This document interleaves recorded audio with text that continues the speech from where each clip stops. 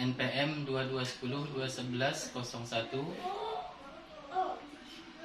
Pengampu Dr. Haji Syafriadi SHMH kelas F.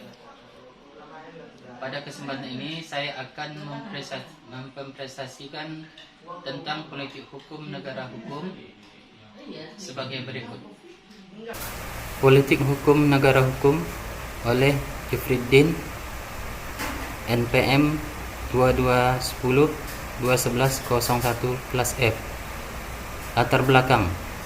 Pada hakikatnya, hukum merupakan suatu produk politik yang artinya adalah suatu hukum akan dapat tercipta ketika tahapan politik dapat terselenggara secara bebas dan mandiri, dan tentunya tidak diperkenankan untuk terlalu banyak perdebatan ataupun tarik-menarik kepentingan.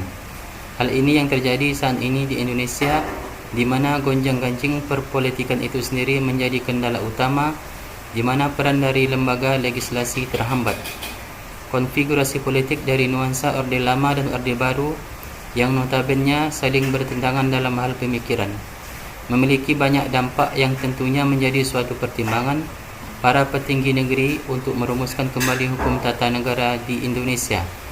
Dalam sejarah panjang negara Republik Indonesia telah terjadi perubahan-perubahan politik secara bergantian antara konfigurasi politik yang demokratis dan konfigurasi politik yang otoriter.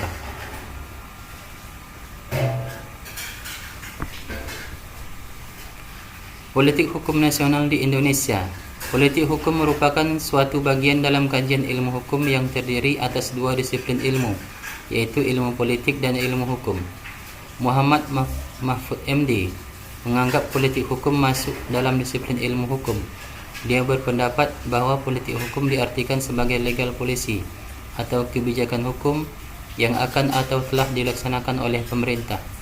Politik hukum ini mencakup pembuatan hukum yang berintikan pembuatan dan pembaharuan terhadap materi-materi hukum agar dapat disesuaikan dengan kebutuhan dan pelaksanaan ketentuan hukum yang sudah ada, termasuk penegakan fungsi lembaga dan pembinaan para penegak hukum.